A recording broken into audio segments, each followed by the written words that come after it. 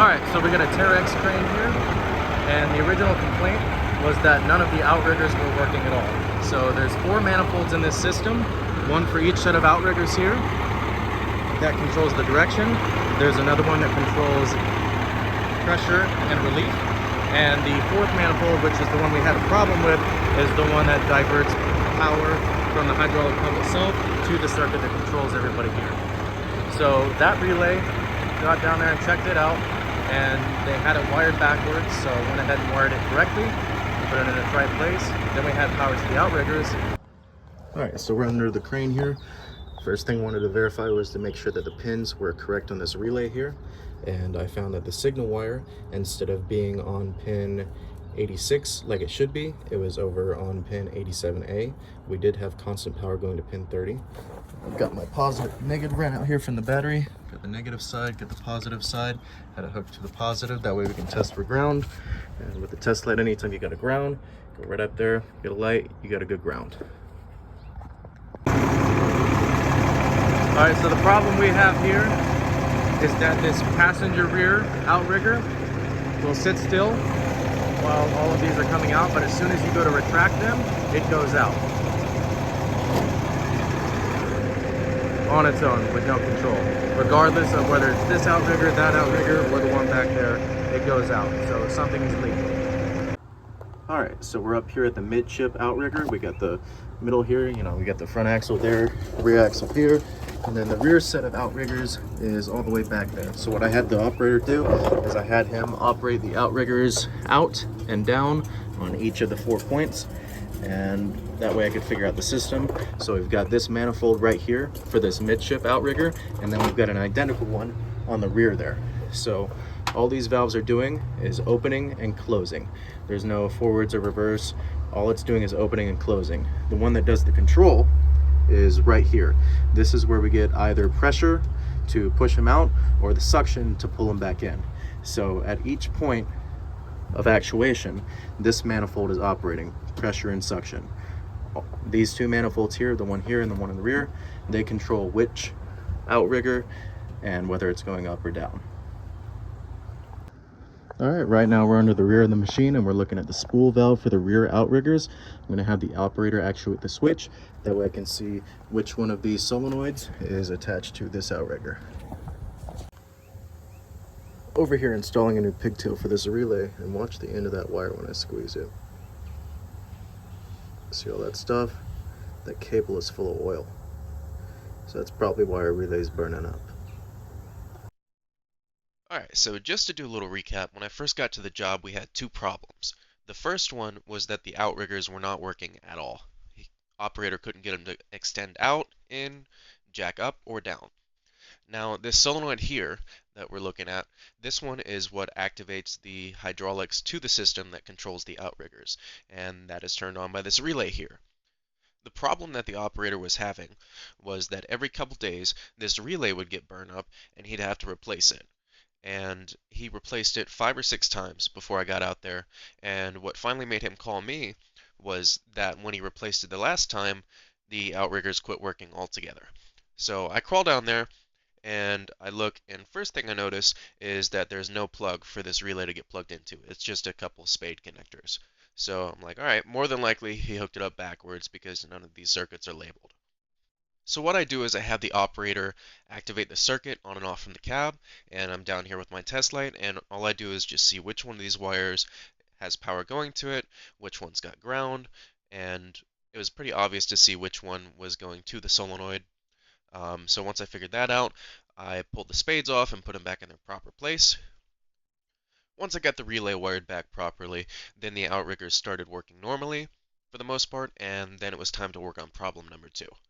Problem number 2 was that this outrigger here would extend anytime any of the other outriggers were retracting or retracting the jacks. So in and out or up and down, this one was extending. And that problem was solved pretty easily through process of elimination. We've got this manifold right here that controls the rear outriggers, and we've got this one here that controls the front. And this one here controls direction like we talked about earlier in the video. So this rear one here, it's got 4 solenoids, 1, 2, 3, and 4.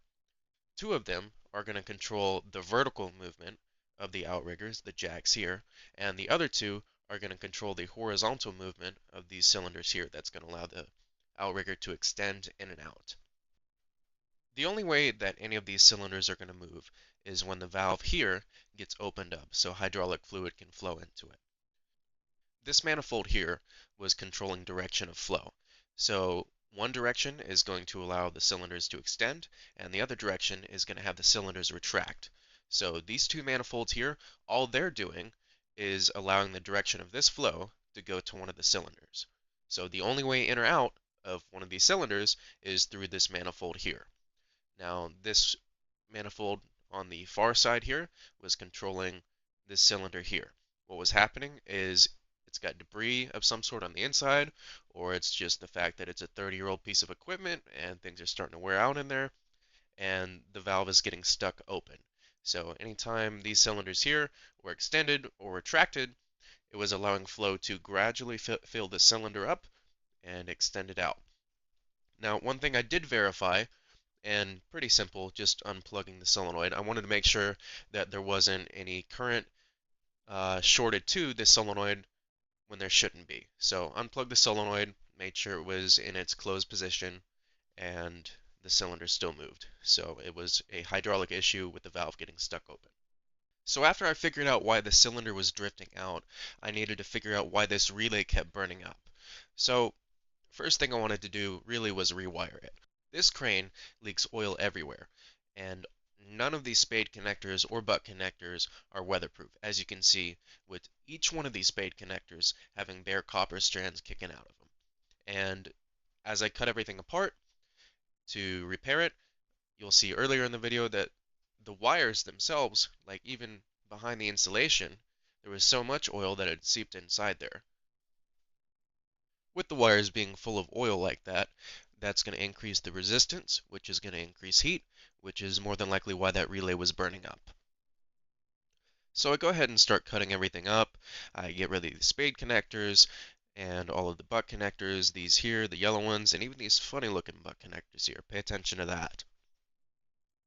After I finish splicing everything back together, I have the operator fire the crane up and test it. That way it doesn't fail out there in the field by chance. And it's a good thing I had them tested because the outriggers did not work after I did this splice job. Now obviously this is a problem that I created, but I had no idea what the problem was because I knew I did not get those wires wrong. I took photos, wrote it down. The wires were not wrong.